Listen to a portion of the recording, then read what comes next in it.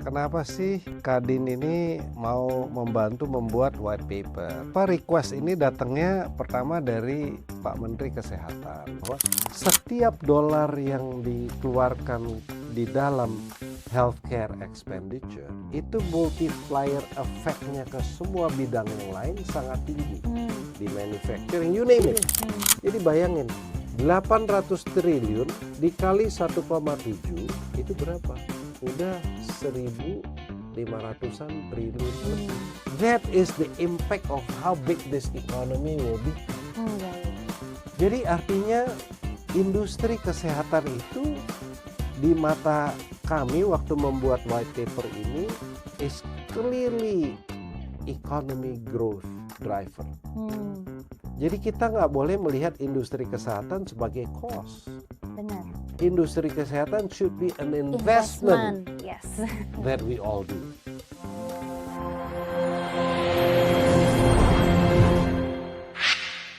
Halo, selamat datang di podcast Kadin Indonesia Institute. Saya Iren Bougainville. Dalam white paper Kadin Indonesia, sektor kesehatan menjadi salah satu pilar penting untuk mendorong pertumbuhan ekonomi yang inklusif dan berkelanjutan. Penguatan industri kesehatan tidak hanya bertujuan untuk meningkatkan kualitas layanan, tetapi juga memperkuat ketahanan nasional melalui pengembangan industri, alat kesehatan, farmasi, riset, serta investasi di sektor kesehatan. Lalu, bagaimana kondisi industri kesehatan Indonesia saat ini dan langkah apa yang perlu dilakukan agar mampu menjadi sektor yang lebih mandiri dan berdaya saing? Untuk membahasnya telah hadir bersama kita Bapak David Utama. Beliau adalah Wakil Ketua Umum Bidang Kesehatan Kadin Indonesia sekaligus Presiden Direktur PT Siloam Hospitals International Tbk. Selamat datang Pak David di podcast kita hari ini. Terima kasih Mbak Iren sudah mengundang saya untuk hadir di podcast. Iya Pak David. Jadi hari ini kita mau bahas tentang white paper bidang kesehatan yang Pak David and tim luncurkan gitu ya. Nah mungkin Pak David boleh cerita dikit nggak sih itu white papernya tentang apa, terus juga kalau kaitannya sama konteks perang dagang yang baru ini terjadi, kira-kira posisi industri kesehatan Indonesia itu lagi kayak gimana sekarang? Oke. Jadi saya jawab pertanyaan yang pertama ya. Kenapa sih Kadin ini mau membantu membuat white paper? Obviously request ini datangnya pertama dari Pak Menteri Kesehatan. Pak Budi Gunadi Sadikin ketemu saya karena sering ngobrol kan. Jadi beliau mengatakan ini Malaysia kemarin beliau tercetus idenya itu dari ide Malaysia. Malaysia mengeluarkan white paper tentang industri kesehatan yang bisa menopang pertumbuhan industri. Nah kemudian Pak BGS bilang gini, Indonesia sesuai dengan arahan Pak Presiden kan ingin mencapai pertumbuhan ekonomi di angka 8%. Hari ini kan GDP growth kita itu kira-kira in the range of 5%. Supaya ini bisa terjadi, beliau sangat berkeyakinan bahwa industri kesehatan ini bisa menjadi pilar pertumbuhan ekonomi salah satunya. Obviously dari Kadin kita bilang oke, kita siap membantu.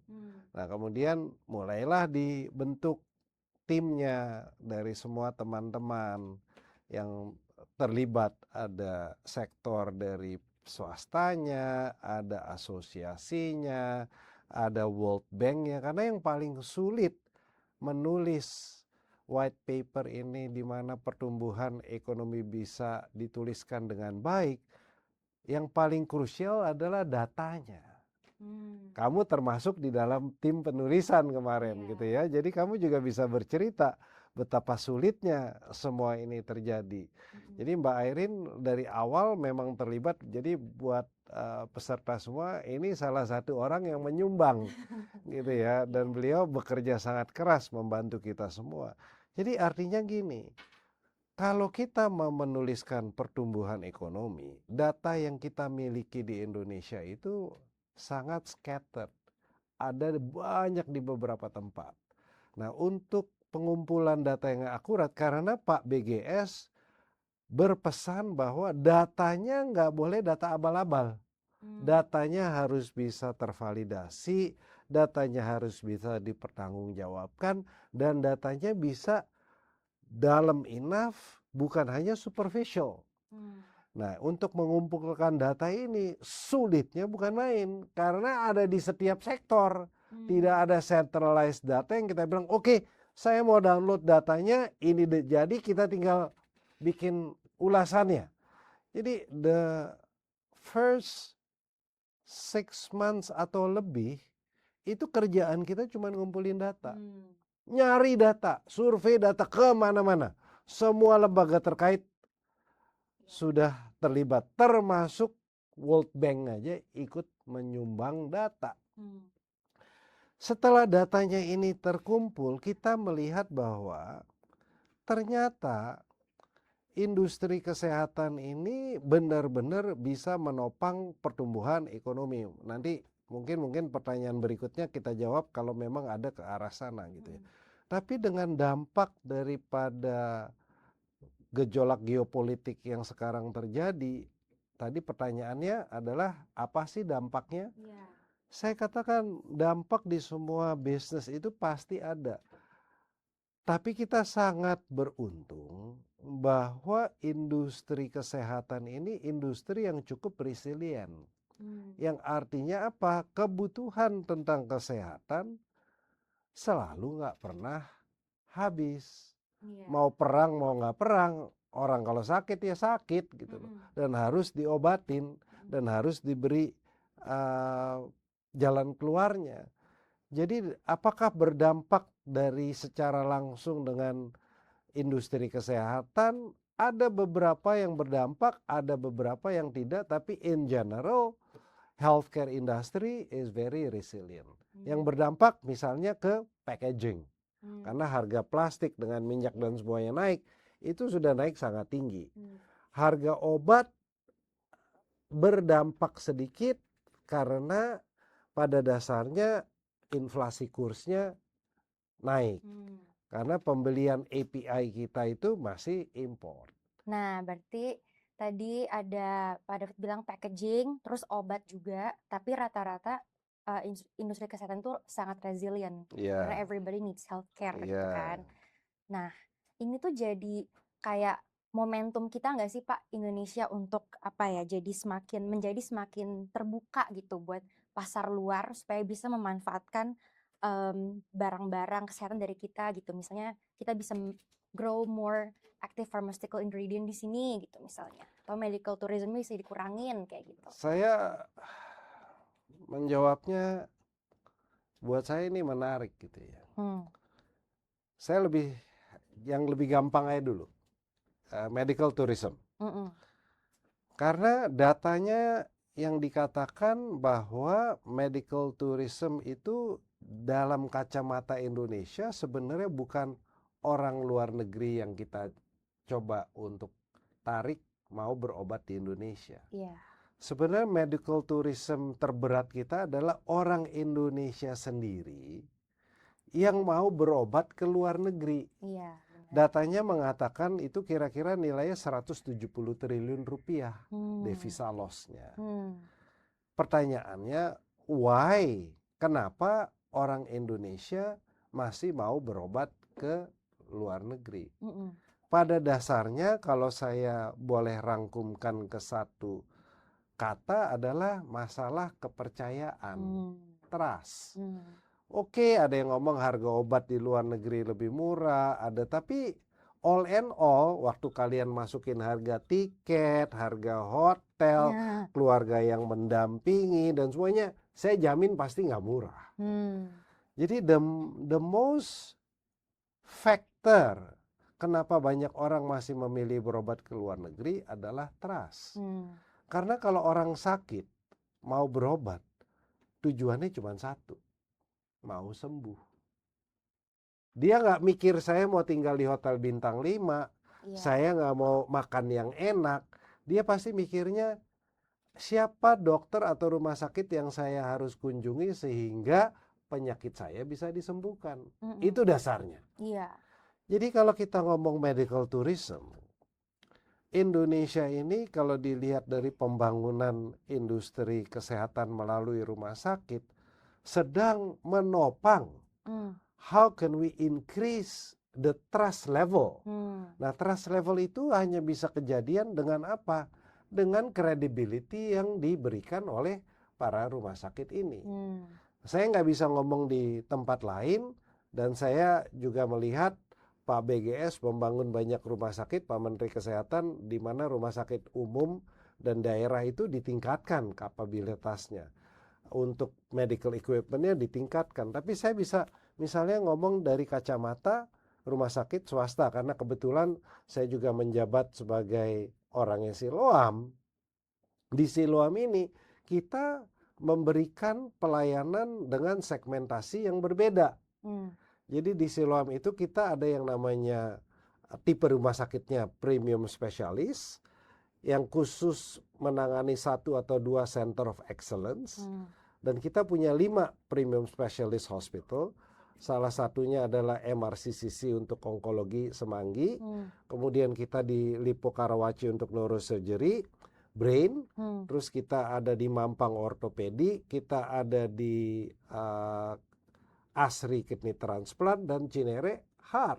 Kita punya 9 premium generalis yang berfokus kepada 4 dan 6 center of excellence. Melalui premium site kita ini, yang kita kedepankan adalah, kita juga punya value seeker 13 rumah sakit yang fokus kepada affordable healthcare, dan kita punya community generalis yang 13 berfokus kepada BPJS. Total 41 rumah sakit. Tetapi satu hal yang tidak kita pernah kompromikan adalah patient outcome. Tapi khusus melalui premium specialist dan premium generalis hospital kita kedepankan credibility kita untuk penyakit-penyakit tertentu. Karena orang Indonesia ini kan besok ke luar negeri kan bukan demam dia keluar negeri, ada penyakit tertentu. Benar. So we focus on that, naikin credibility-nya, value-based healthcare outcome-nya kita measure, sehingga menimbulkan kredibilitas yang lebih tinggi, dan masyarakat Indonesia sekarang mudah-mudahan mempunyai opsi and build confidence supaya mereka mau di treat locally. Itu dari segi rumah sakit gitu ya. Jadi kalau medical tourism menurut saya the biggest challenge Indonesia punya adalah bukan mau tarik orang-orang luar negeri berobat ke Indonesia. Medical tourism yang kita kejar adalah supaya orang Indonesia mempunyai confidence level yang cukup tinggi mau berobat di dalam negeri. Karena nilainya 170 triliun. Iya, besar banget. Tadi pertanyaan kedua adalah API, Pak. Active Pharmaceutical Ingredient. Active Pharmaceutical Ingredient. Nah, ini pertanyaan yang sangat menarik gitu. Apakah sudah waktunya kita membuat API? Iya. Jawaban saya relatif. Kita sudah punya. Sebelum saya di Kimia Farma, sebelum saya di Siloam, saya di Kimia Farma. Kimia Farma itu memiliki API company.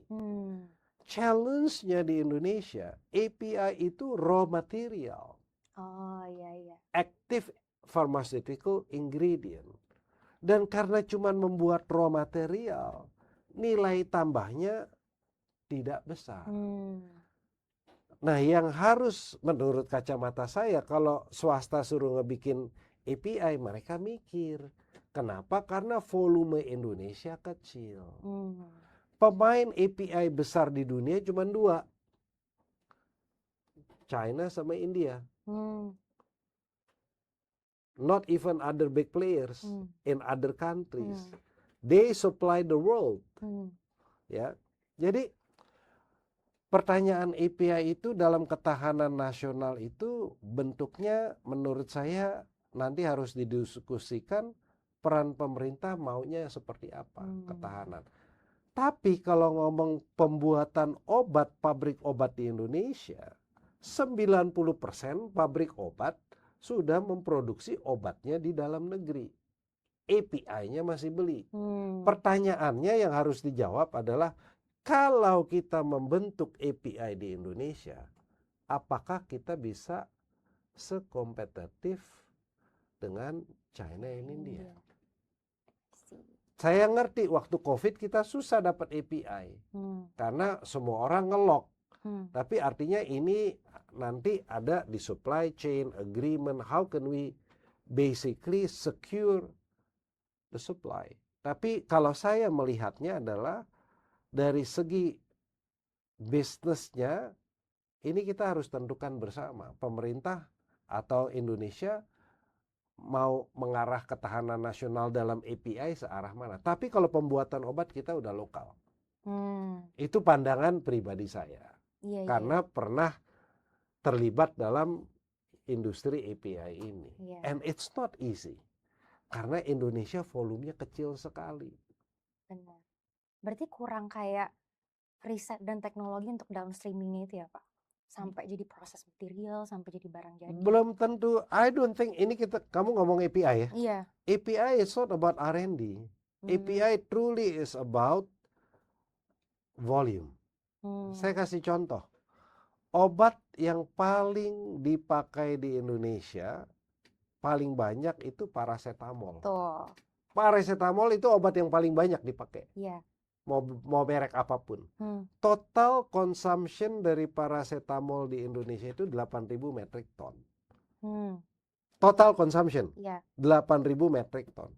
Pabrik di Cina paling kecil, total produksi kapasitas mereka yang paling kecil udah 20.000 metric ton. Oh, jauh banget. Jadi dia punya skala, kita nggak punya skala. Nah, kita mau bangun di Indonesia, untuk Indonesia pasti kalah. Iya. Volumenya udah jauh. So, itu bisa memberikan konteks. Jadi kembali, saya tidak mengatakan we should not. Tapi kita mesti memikirkan bagaimana caranya ini yang terbaik. Dan ini harus dipikirkan bersama. Obviously Kadin dalam kasus ini kalau memang mau diminta pandangannya dan terlibat dalam pemikiran ini, ya kita pasti akan menyumbang pemikiran ini. Karena pertanyaannya API ya, bukan obat jadi ya. Iya benar Pak. Paham. Karena kalau misalnya kayak cuman untuk bangsa Indonesia sendiri kan baru 8.000 metrik ton kan. Itu paracetamol, pemakaian terbesar. Iya. Obat. Padahal kita kalau misalnya kita harus lebih dari 8.000, berarti kita harus supply yang keluar. lain nih, tapi nah, kalau mau keluar kita bisa berapa kompetitif nggak? Iya, gitu nah ya. itu pertanyaannya. Dan mereka sudah bermain API, China and India sudah puluhan tahun. They supply the world ya. Iya benar. The world. The world. Iya, Oke. Iya. Paham. Oke. Nah sekarang kita lanjut ke pertanyaan berikutnya Pak. Tadi kan Pak David sempat mention bahwa kesehatan tuh sebenarnya bisa berkontribusi juga terhadap GDP. Dan sekarang kita baru menyumbang 2,9% ke GDP kesehatan ini, jauh di bawah rata-rata global 10-11%. Iya. Akar masalahnya di mana atau di sektor apa, terus apa potensi yang paling bisa dikembangkan, Pak? Jadi kalau ngomong ini kan ini justru menjadi healthcare expenditure GDP kita ini per kapita kan kira-kira $139 ya. Malaysia itu udah hampir $450-500. Jadi kita ini kalau ngikutin GDP nanti pertumbuhan yang kita mau ke sana aja naiknya udah bisa 2-3 kali. Healthcare expenditure di Indonesia itu sekarang baru kira-kira 2,9%, di bawah 3%. Nilai nominalnya kira-kira di 650 triliun. Kira-kira 600-an triliun lah. Iya. Nah, dengan sendirinya waktu kehidupan kita membaik, GDP itu kembali membaik, pasti spending itu pemerintah mau menargetkan nanti akhirnya ke katakanlah 8 atau 6. Katakanlah 6% GDP kita. GDP kita 6% itu kita akan kira-kira di berapa? 6% jadi dari 1.000 itu saya coba lihat angka saya ya.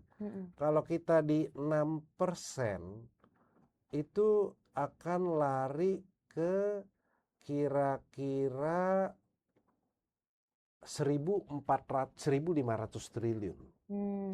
Dari 1.500 triliun ke 600 triliun itu incrementalnya berapa? Kira-kira ada di 800 triliun. Ya. Itu kita lihat nih. begitu healthcare expenditure kita naik ke 6% aja, incrementalnya udah 800 triliun. Nah yang menarik, waktu kita mengerjakan white paper, kamu juga terlibat, data itu mengatakan bahwa setiap dolar yang dikeluarkan di dalam healthcare expenditure, itu multiplier efeknya ke semua bidang yang lain sangat tinggi. Di manufacturing, you name it. Banyak industri yang kena multiplier effect. Multiplier effect economy yang ditimbulkan oleh healthcare spending itu bisa antara 1,5 sampai 3 kali lipat. Tinggi banget. Kita ambil deh 1,7 kali deh. Jadi bayangin, 800 triliun dikali 1,7 itu berapa? Udah 1.500-an triliun lebih. That is the impact of how big this economy will become. Jadi artinya industri kesehatan itu di mata kami waktu membuat white paper ini is clearly economy growth driver. Jadi kita nggak boleh melihat industri kesehatan sebagai cost.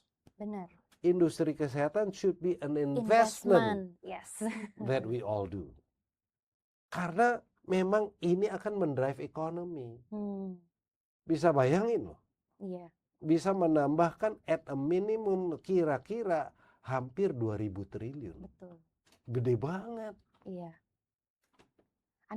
Overlook ya Pak, for now. Bukan overlook, tapi artinya gini loh. Bukan juga, karena kita is a country yang sedang berproses.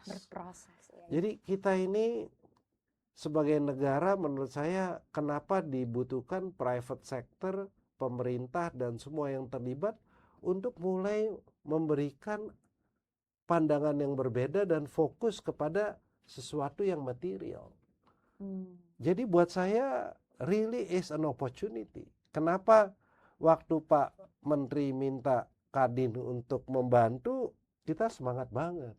Karena the data will generate a different perspective yang bisa memberikan pelaku industri mempertajam keputusan mereka untuk melakukan investasi yang baik. That's why kita milih titelnya, kamu terlibat dalam pemilihan itu adalah white paper kita pilihnya apa? Health is the new wealth. Health is the new wealth. Health is the new wealth. Tepat banget gitu ya. Really, health is the new wealth.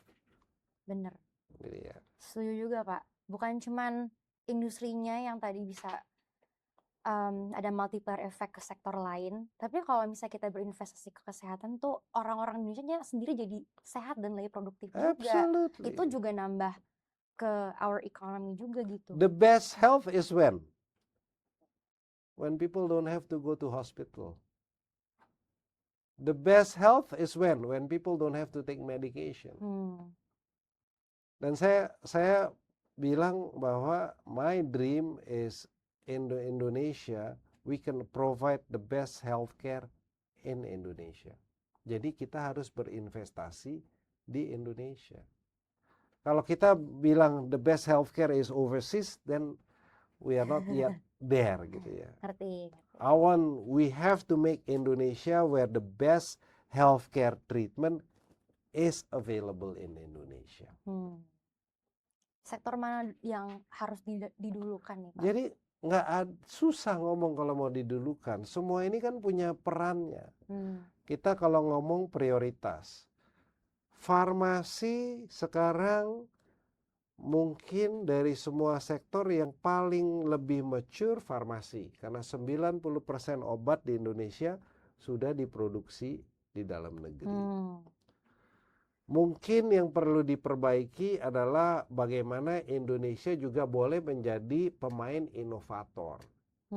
Kita ini masih kalah dengan luar negeri dalam obat inovator. Ya. Jadi kita ini jago di yang namanya generic. Ataupun kita punya branded generic. Tapi inovator kita masih ketinggalan. Itu perlu R&D yang luar biasa. Nah kalau kita ngomong di Alkes Alkes itu kira-kira 80%, 75% masih impor. Iya.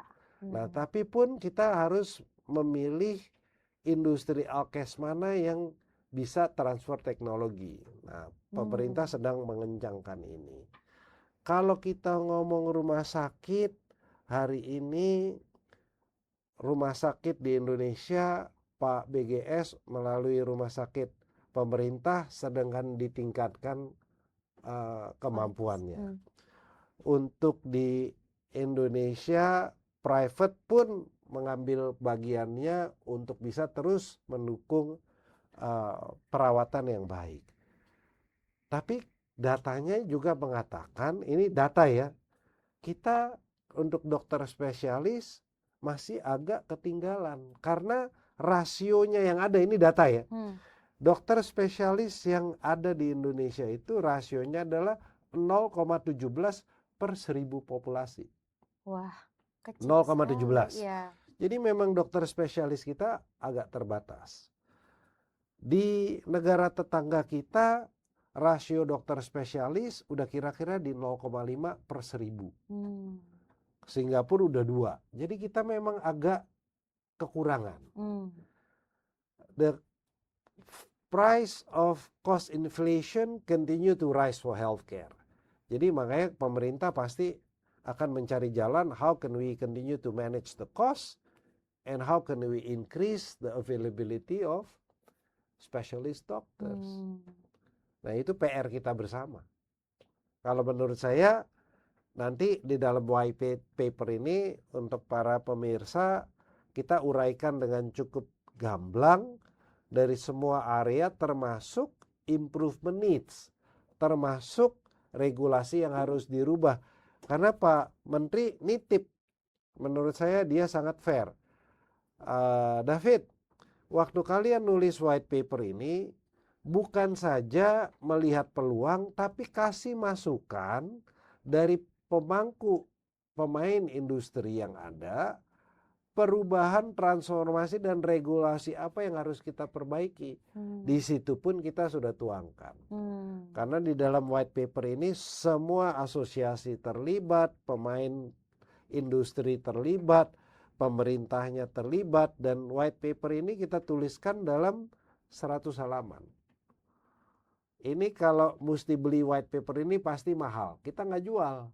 Permintaan kita cuma sederhana. Setiap perusahaan yang mau mendapat full copy of the 100-page white paper ini, tolong berkontribusi kepada perusahaannya sendiri untuk melakukan pemeriksaan gratis terhadap employee dia, pekerja dia, berapapun jumlahnya.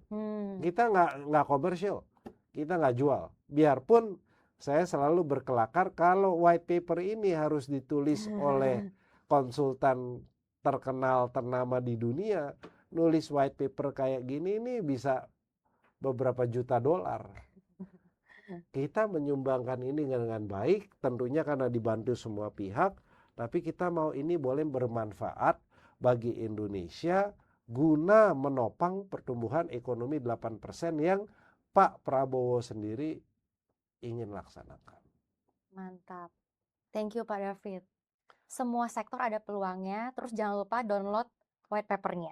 Nanti Mbak Airin bagiin tuh linknya tuh. Benar. Supaya pemangku industri semua bisa dapat akses ke white paper ini. Iya, benar. Nanti ada di layar, dicantumkan gitu. Oke. Dikit lagi nih Pak, dua lagi. Gimana caranya kita seimbang dalam mempersiapkan diri ya, kayak SDM, regulasi, infrastruktur, kita kan harus siap nih supaya bertumbuh industrinya. Tapi juga sekarang kita masih kita juga tergantung sama investasi di luar juga gitu. Kira-kira prinsipnya gimana kita membangun kapasitas industri dalam negeri dan kita juga mengandalkan investasi yang tetap sehat lah buat industri kesehatan ini gitu. Jadi SDM itu kan kalau ditanya, saya banyak ditanya nih, permasalahan kita yang terbesar di mana sih? Menurut saya teknologi bisa kita beli, ada uang bisa beli teknologi. Fasilitas ada uang kita bisa bangun. Ya. Digital, wah udah jangan ngomong deh, kita bisa beli di mana-mana. Yang menurut saya paling essential, larinya ke orang. Siapa yang melaksanakan. Jadi kalau kita mau supaya ini berhasil, menurut saya fokus kita dalam pembangunan sumber daya manusia, human capital, has to be the focus. Jadi kalau di Siloam, for example, kita ini punya 41 rumah sakit, 15.000 staff. Dan juga kita punya medis dan non-medis. Salah satu pilar strategi kita yang baru kita cetuskan lagi untuk periode 2025 sampai 2026 adalah people first. Karena kita percaya bahwa apalagi dalam dunia service ini, talent development menjadi kritikal. Nah, we spend a lot of time in building talent capacity and capability. Jadi semua pimpinan yang ada, kalau di Siloam, kita himbau mereka menyisihkan waktu paling tidak kalau bisa 30% untuk develop other people. That is the best way. Karena kalau send people through academy, oke, bisa. Tapi at the end of the day, day to day-nya yang membuat mereka jadi pinter. Bukan karena mereka dikirim ke sekolah. Sekolah penting. Dan saya juga bilang training center juga penting. Tapi in practice of a private sector, kita kepingin semua leader-leader kita spend kira-kira 30% dari waktu mereka to develop other leaders.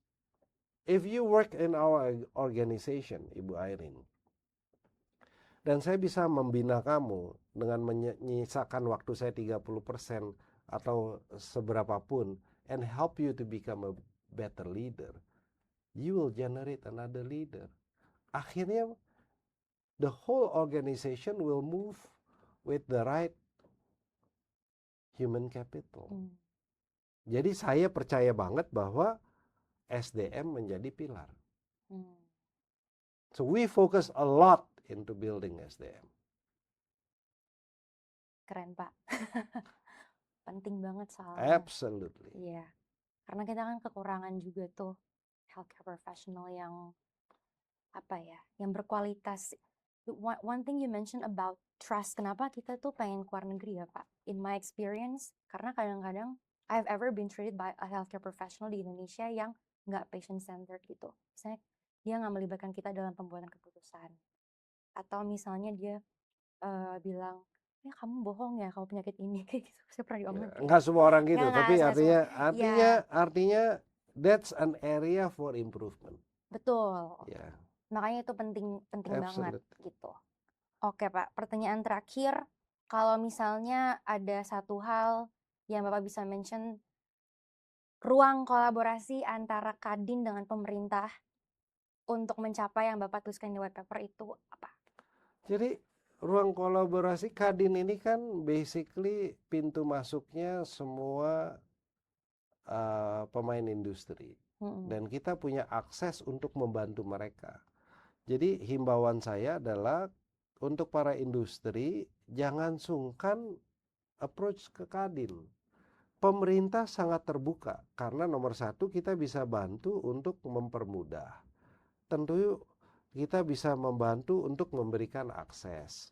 Saya dalam kapasitas saya sebagai Wakil Ketua Umum Bidang Kesehatan di Kadin, sering sekali diajak mendampingi Pak Menteri dalam menerima kunjungan industri, khususnya yang ada hubungannya dengan kesehatan. Dan karena kita pelaku bisnis dan kita kenal semua pemain, kita bisa membuka pintu di perizinan, kita bisa membuka pintu di financial, kita bisa membuka pintu di market, ya kan? Tapi artinya inilah yang mau kita himbau bahwa peran Kadin hari ini is really to help and support the growth of Indonesian industrial and economy. Khususnya di bidang kesehatan, kami sangat terbuka untuk membantu itu. Cuman kadang-kadang mereka nggak tahu siapa yang mesti dihubungi gitu ya. Iya. Nah, paling nggak kalau nyari Kadin bisa. Dia nggak semua orang kan. Saya bukan orang terkenal, jadi nggak semua orang tahu ada David Utama. Tapi kalau Kadin kan semua orang tahu. Iya. Tapi nanti ada Kadin bisa mengarahkan kepada misalnya saya dan teman-teman. Karena di bawah bidang kesehatan kita punya komtab yang sudah sangat luar biasa. Kita punya Alkes, kita punya digital, kita punya rumah sakit, kita punya farma, kita punya penyakit menular, komplit. Pasti kita bantu. Thank you Pak David. Iya sih, saya juga sering lihat story Pak David sama Pak BGS, itu sering banget. Karena memang beliau pemikirannya how can we help improve the growth of Indonesian healthcare. Itu pemikirannya Pak BGS. Dan selalu mengajak Kadin juga gitu. Jadi sebanyak saya berkecimpung dengan beliau, kalau memang relevan buat Kadin pasti beliau mengundang. Oke. Sip. Thank you Pak David. Terima kasih. Semoga berguna, tapi khususnya white paper ini menurut saya one of the best written white paper untuk industri kesehatan yang ada. Karena datanya itu yang membuat ini bagus. Bukan karena penulisannya bagus, karena datanya bagus. Iya. Semoga bisa berguna buat teman-teman. Iya. Dan industri kesehatan. Amin. Siap Pak. Data yang menunjukkan bahwa health is the new wealth. Absolutely. Ya. Jadi terima kasih pemirsa, teman-teman semua telah menyaksikan podcast Kadin Indonesia Institute. Saya Iren Bougainville. Sampai jumpa. Thank you. Ya.